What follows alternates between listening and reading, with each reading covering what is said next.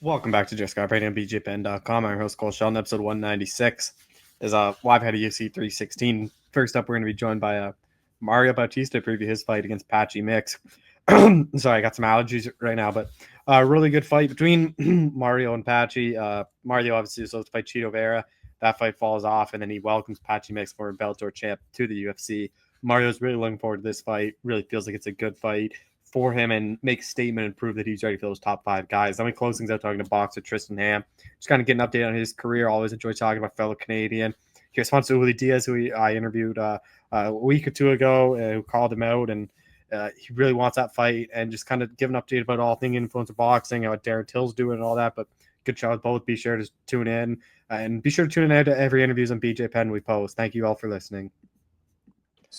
All right, we're jumping UFC bandweight. Mario Bautista, who's back in action here, UFC 316. Mario, how's it going, man? It's going pretty good, thank you. Obviously, you're supposed to fight Chito Vera. You're supposed to fight him in May. It gets rescheduled to June. And then the fight's off. When did you kind of realize that this fight wasn't going to happen? Was there a thought of let's try to reschedule again, or was it always like I'll just give me a new opponent? No, after that first one, I mean, we got pushed back from May to June, so that was one pushback, and then yeah, I think it was about last week. And I got another phone call that Shido's not going to make it to the fight, that he got injured or something, and then yeah, they found me a replacement. I wasn't going to wait another either for Cheeto or another time, because it's almost been about a year since I fought. So whatever fight they were going to get me, I was going to take. Were you thinking it was probably going to be an unranked guy, just with a short notice, a ranked guy might not jump to fight you? Exactly. Yeah, I had a feeling like someone in the top 10 would not take that fight. So I was like, man, well, I'm sure anyone outside the top 15 will. That's a good opportunity for them. So I wasn't too excited about that. um, but yeah, they ended up getting me a pretty good name. So Yeah, Patchy Mix, former Bellator champion. Did this catch you by surprise when this was the offer? Because I think they kind of signed him and booked you at the exact same time, pretty much. yeah, no, definitely surprised. I wasn't expecting. I was looking at everyone else in the roster who might take the fight. So this was definitely a surprise, 'cause I think you know, he got out of his contract like that same day or maybe the previous day, and then jumped right into another one with the UFC. Uh, was there any ever thought of hey, this is a pretty tough guy. I want a full camp for him, and can you get me someone else? Or was it always just just want to test myself? Let's get it done. No, I mean, technically, I've had like a full camp. Maybe it's not the same. It's not for the same guy, but as far as like being in shape, I felt great. We didn't have to make too many adjustments. From Cheeto to Patchy, but no, I wasn't really worried about it. Uh, how familiar were you with Patchy before you got the call? Were you watching a lot in Bellator? Yeah, no, I would have. I think I would watch most of his fights. Every time they came up, I've seen Patchy fight before, and if he's on, I'll definitely watch. So I've known about him. What have you made of his last couple fights? Because the last one against Magomedov, that was super close one. But before that, finishing Sergio, finishing Stotts, he's looked really good in his last couple fights. Yeah, no, he's definitely had some great finishes and stuff, and he has a high finish rate. Um, but yeah, we're gonna find out once he comes over if he can keep that up. So I'm excited to be his debut into the UFC.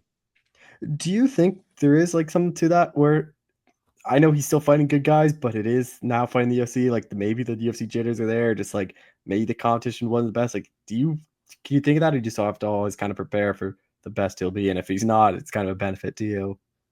Yeah, I mean, we'll have to see. I would figure being a champion from another organization and getting into these top, into these big fights, um, you would think he'd be, you know, kind of used to it, So that's what I'm thinking. But I'm fully prepared for like the best Patchy that comes in, and if he's prepared, he doesn't have no UFC jitters. That's what I'm fully prepared for.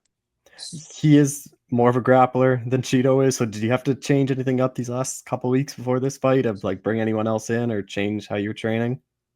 Uh, yeah, no, I didn't bring anyone else in as far as like as far as like the camp and the differences in Cheeto and Patchy, it's more of like from offensive wrestling to probably more defensive wrestling.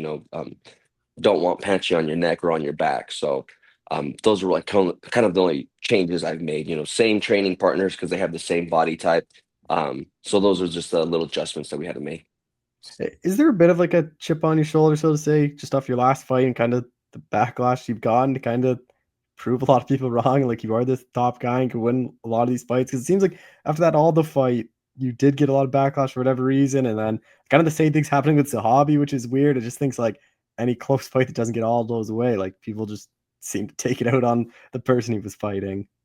Yeah, no, I don't have a chip on my shoulder leading into this because then that would mean like I let, these fans and stuff kind of sway like my decisions and how I go about, these fights and whatnot. Um, and I'm not going to let that happen. So no, no chip on my shoulder. I'm just going to go out there, do what I always do, and keep this winning streak going. Obviously, fighting on the card that O'Malley's headlining to try to get the belt back. What's that mean? Like, because you guys have all kind of grown up in the sport together now to get on his card where he's fighting for the belt back. Like, what's that mean to you? Because you fought on the one when he won the belt when he beat Sterling. So Yeah, now to in be back on Boston. another card, what's that like? Yeah, no, it's fun. It's fun seeing him there for fight week. Um, and and being around him, it's just good energy. You have like a friend that's also pursuing like the same dreams that you have. So it's cool to have him there, and I'm excited for it. What do you think the fan reception's gonna be like for your fight? Because obviously you're a lot more known, I'd feel like, to the UFC fans. But Patchy is from the new like he's from New York, Cards New Jersey. Like, do you imagine like you might be the one getting booed then in this one? Oh yeah, I think I'm gonna be getting booed for a little bit. Um, so yeah, that's just something I've thought about. Yeah. Leading up to this fight, and just something you got to play in your head. Okay, this is how it's probably gonna go. Um, and that's what you got to do get leading up into like these moments. So it is what it is. It's gonna be whatever. Obviously, so O'Malley's in camp. But Kyler has a fight coming up soon. Like, were those? Do you get a lot of working with them, or like who were kind of the main people you're working with for this one? Uh, well, I just found out about Kyler fighting. Yeah. I forget his name. Uh, the what is it? Vinicius. Oliveira? Yeah, Vinicius Oliveira. Yeah, so I just found out yesterday. So yeah, I mean, definitely, I'm gonna come back after this fight. I'm gonna, do what I can for Kyler to, partner up and get that fight done. But no, I've been having for this camp, I've been using Jose Delgado. He Mhm. just made his debut earlier this year. He's a great guy, um, kind of similar body type. And then another, I believe he's 4-0 as a pro. This grappling phenom kid that we have at our gym, very similar to Patchy Mix. Um, and Ezra Elliott. So those two have been helping me out quite a bit during this camp. How much does like fighting Ricky and Damon just recently kind of help you for this one? Where both them were going for takedowns a lot, like really high level wrestlers to kind of prepare you to fight. Pachu is I think is probably a better grappler than those two, but maybe those two are probably better pure wrestler than him. Like, how much does that help you with just kind of looking back on what you did right and wrong in those fights? It's definitely going to help. I believe, yeah, Ricky and some of the other guys that I thought are better wrestlers, especially about getting someone to the ground than Patchy. But definitely Patchy probably is ahead of all those guys once it does get to the ground. And once Patchy gets to the spot he likes and he does well, he's the best in the world when he gets to those spots for sure. So my job not to let him get there. I know you have really good wrestling, anyways, but is this a fight where like it's not something you're gonna really go towards and you'd rather keep this fight standing then? Oh, it depends. Like I said, if we're not into, if I'm not in a bad spot Mhm. in the grappling or wrestling department, jujitsu, I'm gonna take full advantage of it. Um, so you could see this fight probably up, down, and everywhere. So, How do you kind of see it playing out? Like Patchy's one loss, his decision, close fight, like tough guy to put away. Both you guys durable. Like how do you kind of see it playing out? oh well, I'm always gonna be trying to look for the finish. If I hurt him, if I could hurt him on the feet, that's great. But you know, if not, I always see myself weighing the decision. Uh, they kind of have you right now. They have you opening up the main card. What's that kind of like opening up the pay per view? Because normally they put in a fight they think is going to be pretty exciting or kick it off well right there. So that's kind of where they have you right now. That's awesome.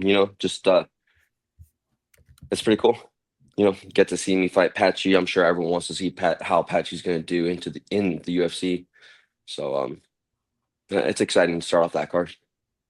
Uh, were you surprised to see Sean not take a fight right away or like get that immediate rematch? I know, like obviously Marab had that fight. Did you always think like Sean was gonna get it next? Like he didn't have to take another fight at all?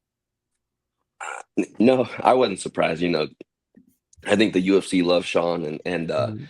what he brings, with his fan base and what he brings to the table. So, and I believe he's done enough.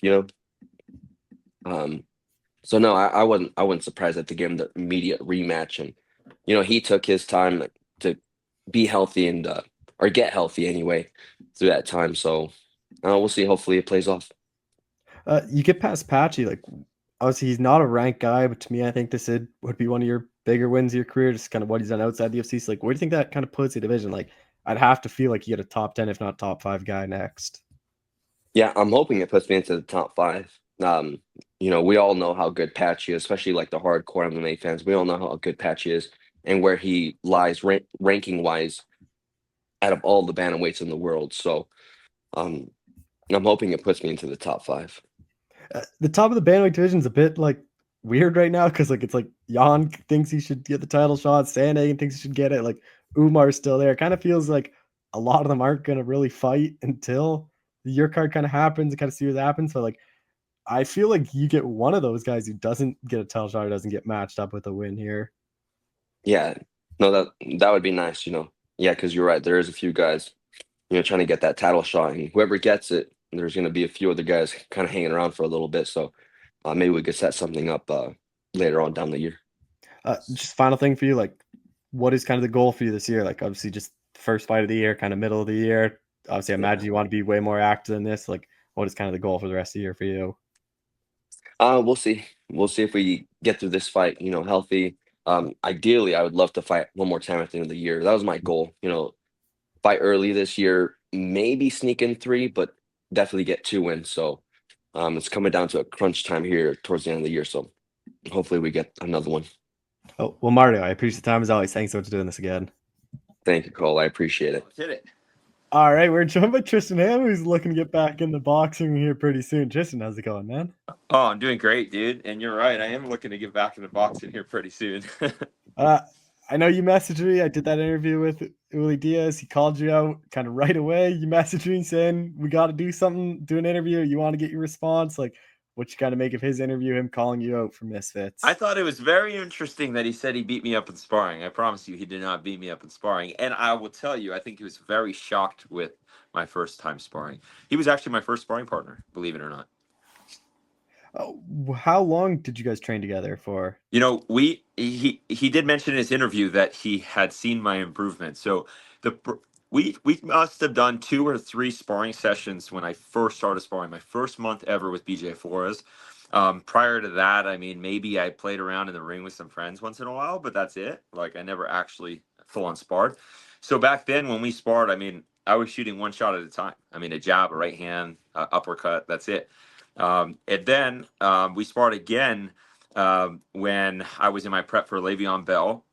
It was my first week back after, I guess it would have been a month and a half to 2 months after my knockout with Rodney Peterson. So I had just gotten back into camp again, and I was tired. And personally, I think I did better the first few times I sparred him than that next time. So I think he's open to a rude awakening when we step back in the ring. And then the one thing that he's kind of implying was like he has that dog and he'll be ready to get into wars. He didn't know if you were up for that, like which kind of make it that where he thinks like you've never really handled adversity, you've never been through adversity, or he has, and he kind of knows what to do in that point. Hey, well, if anyone's been through adversity, it's definitely me. I've been through some crazy shit in this last year, last 2 years. But you know, one thing I love about you, Lee, is he does have that dog. That's so true. Yeah, I mean, Cole, what did you think of that last fight with Ashley, the last fight with Le'Veon Bell? Yeah, I mean, people hold on, they run. The second they feel the power, they want to run away. The Mm-hmm. cool thing about Yuli is that he is a dog, and I'm very much looking forward to that because if we can actually pull this off and fight, he'll be an opponent that I believe will come forward. I've been in there with him. He does come forward. He is tough as hell. Um, I know, you know, he brought up his age a couple times. You brought up his age a couple times in that interview, and some people have brought that up, but um, it's not an. I don't think it's an issue with Yuli at all. The thing with Yuli is he's got crazy power, very, very, very strong power, and he's very heavy-handed. He's got weight. He's an MMA guy, so he likes to grapple. He likes to get rough. I mean, I don't think there was a single sparring session that we had where, you know, he wasn't trying to tackle me to the ground. Like it gets very physical. In the times that we were sparring partners, it was kind of funny. We'd go back and forth with little meme videos where, you know, it's going to be a light spar, but it never turns out to be a light spar. He definitely has that like little switch in him, but so do I. So I think with 10-ounce gloves, it's going to be a devastating fight. You know, it's very risky, but it's I think something that is going to be very entertaining. He's used to like the bare knuckle and MMA side compared to boxing. Do you think that's much of a difference if you guys do end up fighting in boxing? Personally, I love like that Mike Tyson approach. I love like, you know, just like a more aggressive fight. I'm not so much a fan of like keeping range and boxing somebody. You know, I love boxing. I love the art of boxing, but I also like fighting. So I think that that this type of fight will bring the fight out of me, which I like to just come to the center and brawl it out personally. And I only really get to do that in sparring because I mean so far nobody I've approached has ever really wanted to fight. He was telling me he wants Miami. That's where he's from. He heard Yeah. Misfits going to Miami. Like, is that something you're up for, going into enemy territory then? Yeah, yeah, you're right. It is enemy territory, especially with those bare knuckle guys. They tend to gang up a little bit. So it'll be interesting for sure. Oh, there's a cleaning lady behind me. Look at that. That's funny. She's just like, hi. um, so I think it'll be interesting. I'll definitely piss off a couple people if I come out with a win with that fight. But I'm not worried about it at all. I personally don't care if the team or you know if the crowd's against me or for me. I think in this type of environment, there's going to be a lot more people against me. But I will say that me and Yuli do get along. I think that he's a very respectful guy. I personally really like the guy. I think he's a great dude. But when it comes to the fight, we both, like I said, in sparring, we both have that switch we can just flick on and get very, very, very serious. So I think it'll be a respectful promotion. I don't see us getting too heated with one another. I think it's going to boil down to who's the better fighter at the end of the day. And you know, if one of us gets knocked out, that's going to stand for itself. You know. Do you think it is going to happen? Like, has there been any traction with Misfits that this is kind of the direction they want to go with you? I think it depends on me at this point. I have been offered the fight from a number of sources, not just Misfits. So it's really if I want to make it happen. So I think we're just working on numbers right now. If we Mhm. can make the numbers make sense, then we'll make it happen. It is a risk. He's a very tough opponent. Um, I quite literally have the option right now to take easy fight, or I can take a hard fight. Um, I pretty much get paid the same. So to me, I think it'd be more interesting and more entertaining to fight Yuli. I think it's a tougher challenge.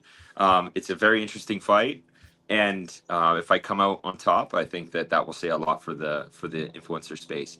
I have specifically been contacted by multiple influencers, um, two champion boxers within Misfits that have personally asked me not to take this fight because they are afraid that Yuli coming into the space will stir up the pot and make serious challenges within the influencer space once he's in.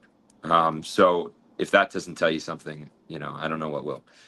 But I don't give a shit about anyone else in this space. I want to make the most interesting fights and the most entertaining fights. And I feel like I have a bit of a point to prove after my last fight got robbed from me, and Le'Veon clearly didn't want to fight. So I want to prove something to myself that I'm here for some serious tough fights, and I want to keep that very clear to everyone that is supporting me. I don't want to have gimmick fights. I want to come in and take the toughest challenges on head on, and show that that's kind of what's different about me. I don't do the gimmick thing. Which I think is a credit to you. Like, you look at a lot of those influencers, a lot of them are just worried about their record. They don't Yeah. want to lose, and you see a lot of them lose, and they never Yeah. box again. Like, they don't really know how to handle the losses. For you, like, you kind of all outside your debut, which was, I think, is fine for anyone. Like, no one Yeah. really knew what you were going to be like. No one knew what he was going to be like. You've taken kind of the toughest fights possible for you. Like, is that something like you want? Is that your team wants? Like, is your team recommending, like, hey, let's stack up a few wins? Like, how's that kind of conversation? Yeah, Or obviously everybody that's on the promotional side is like, dude, like let's just stack some wins up and get some easy wins. But it's just I don't know. I just don't want to be that guy.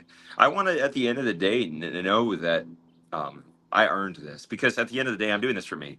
I'm not doing this for anybody else other than myself. It was a dream of mine to become a boxer one day, and I figured that if that dream ever came forward, that would be incredible, and it did. You know, I wasn't pursuing it ever. It was just it kind of fell on my lap, and I knew that when it did, I didn't want to end my boxing career knowing that I was, that I played into the gimmick that it can be. Yeah, I want to do this for me, and I want to fight real good fights, and I don't care what the outcomes are. At the end of the day, I just enjoy being in there and putting on a show, and really going to war and making it feel as much of a battlefield as it can be. Because I got my own things going on in my own head, and I just want to kind of put this on display. And through that process, I've definitely like fallen in love with the art of the sport, and I think that's really cool too. So I think that on this next fight, um, you're going to see a lot of that kind of come out. I think I'm going to be able to show a lot more of my skills, how much I've fallen in love with the science of the sport, and um, yeah, I think I'm going to bring a new edge to Misfits. I think people are going to see how far an influencer can improve so quickly, and that will come out in this fight, regardless of what the outcome is. Now, I'm very confident in the outcome. I wouldn't even consider this fight unless I thought I could win. So I think that's the cool thing. We're both game, and it's going to be very interesting. I know Anthony Taylor on Twitter said you shouldn't take it. There's nothing to gain for you. Like, what you Yeah, kind of make of his comments? Because I know you guys were kind of going at each other at one point. Like, what do you think yeah. of him saying that fight doesn't mean a lot? Because I think beating Diaz does do a lot. Like, he is a very good bare knuckle guy. Like, he has a big name, especially in Miami. Like, were you kind of surprised that Anthony was saying that?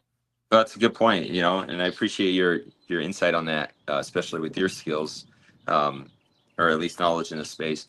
Um, yeah, Anthony Taylor is the 175-pound champ, but I don't think too much of him. He great guy, great promo. But when it comes to boxing, I know he wants to fight with me. I know that's what he wants next, so I know he's trying to persuade that to happen. Um, but I just want a little bit more time in there before I approach him. I think that fight is a great fight, but it just needs between me and Anthony Taylor. It just the timing needs to be right on a fight like that. A fight with me and him would mean the 175-pound belt for Misfits, and that will then open up a whole new slew of opportunity with big name fights. So for me personally, since I've been in there with Yuli, I know what to expect. Um, I know he's been training a lot more. He came out of retirement. He's been getting very serious. So, my biggest challenge is just going to be with how much preparation that Yuli would have for a fight like this if it actually happens. And then as for the concerns of Anthony, I mean, it's the same concerns for everybody. Everyone just thinks, Yuli's too big of a threat for an influencer. And I just don't put myself in that influencer category. I just don't think that's who I am. I don't think I'm an influencer. So I think I have that same loose screw that Yuli has. So I don't think anything of it. I think Anthony Taylor's just exposing himself when he makes those comments. You and Yuli do end up fighting. Like, how'd you kind of see it playing out? Like, it would be an all action fight. Like, kind of think I think we someone both probably gets knocked out in it. Like, just how you guys are both kind of that. Neither of you like taking a step back. So, how would you kind of see it playing out? I have a big chin, and Yuli never even buckled me in sparring. So, and I've never been buckled in sparring. So, um, I do know that Yuli's defense is pretty limited, but he backs that up with some extreme power. He mixes his shots up. He shoots to the body. You got to be careful because he sets a lot of things up. He's wild. He's explosive, extremely explosive. But that can make him vulnerable. And so I think that I'm the sharper fighter. I think I have more power than Yuli. Um, but I've yet to face someone that has the same level of power as me with 10-ounce gloves. So I think that that's going to be the real testament. Is like, yeah, I think that the risk is equal of who gets knocked out. But I think that if I can maintain my exposure, or sorry, not exposure, but composure within the fight, and I can keep my head in the game and not play into his game, I think I'll be okay. And like you say, Uli fight happens or doesn't happen. Like, when are you hoping to get back in there? Obviously, it's been a bit since we last saw you in September. That's the toughest thing. I think that we're talking playing around with dates in July, but I think that maybe that might not even happen till August. More realistically, probably August, September, maybe even October. It's just the numbers thing, right? If we can make it happen sooner, then great. But obviously, I have ring rust. I haven't boxed for 10 months now since I was in the ring last. So if I did that calculation right, 8 to 10 months, somewhere like that. So I'm approaching a year, and ring rust is a real thing. So that first round's can be extremely dangerous. He has, the record for the world's fastest knockout in BKFC, 3-second knockout. But they also start at the center of the ring, which changes the vibe up a bit.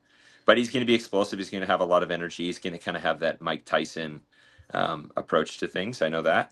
So I just got to play it safe in the beginning, and then wait for my opportunity. And I think I'm going to catch him. I think he's going to get caught, and I think he's going to be rudely awakened with 10-ounce gloves behind me. You get the win, like, kind of opens up a lot of big fights for you. Like, is Yeah. there guys that you'd want? Like, you mentioned Anthony Taylor. I know you always want that Le'Veon fight back, that Yeah. Raxon fight and get back. Like, are those kind of the guys you think with a win, or are you kind of even looking like maybe a bit higher than that with a win here? I'll take whatever I'll get at that point. I think that the biggest thing for me is like proving things to myself. I normally, in every fight that I've had so far, it's been like it's a game of chess for myself. How am I reacting? With Ashley Raksu, it was all like I caught him 4 or 5 times in the fight, and I just was patient. I'm like, okay, but I should have went for the kill in multiple instances. But I just wanted to kind of gauge myself. Where's my tank at? What do I do in this react? I'm just still new to the sport. Yuli has that experience. He knows what to do in those situations, so I have to be ready for that. And I need to be able to capitalize on these moments when I do catch somebody. But if I win against Yuli, I think the biggest thing that's going to do for me mentally is going to make me realize, what I'm capable of. One, and that two, that my chin is pretty solid. And I think that then the sky's the limit of who I can fight. I'm not if I beat Yuli, I'm not worried about who's next. I would love to have a Mike Perry fight. I think that's great for the next stepping stone after Yuli, and then from there, I know that Darren Till's, definitely making some making a tsunami in the space. I think that was a big mistake for them to bring Darren Till into influencer boxing. I think he's going to hurt a lot of people. I mean, he knocked out Anthony Taylor. He embarrassed a lot of people, but I think that I can kind of redeem the space a little bit. If I can get through Yuli, if I get through Mike Perry, whether that's him or not, and then fight, and then fight Darren Till, I think that would be a good move for the sport and for me. Just two more things. It's kind of building off that with Darren. Like you kind of said, you think it's a bad thing for the influencer. Like, Yeah. I know it is hard. Kind of like, where do you think that line is? Because it's kind of like a murky line of like, you want like Commodores fans to think this is credible. It's not just like YouTubers and influencers fighting. But Yeah. then there is that line of like, little Darren Till is so much more experienced than everyone else. But like, you kind of want to bring him in to show we're real. But then it's like, well, he could really hurt some guys. Like, where do you kind of think that kind of line is? Because it's kind of a hard one Yeah. for misfits to figure out. Well, listen, Chris Avila is an incredible boxer, and he totally exposed Jake Boswick. Jake Boswick is a pretty good BKFC fighter, Mhm. right? So he's got that Yuli Diaz. I know they're friends. He's got that Yuli Diaz tenacity, right? And probably similar skill. I think Yuli's a little bit more skilled than Boswick, but there's guys in the sport, in the space, that are really showing that like influencers do have skills. And I would consider Chris an influencer. I definitely would, but I also would consider him a professional boxer. Um, but and then, you see Ashley Raxu's boxing ability and how he was able to keep me away from him. I mean, that's still an ability at the end of the day. So he's still pretty good. Anthony Taylor, he might not be the most attractive looking boxer in there. He's kind of wild with his stuff, but he's tough as hell.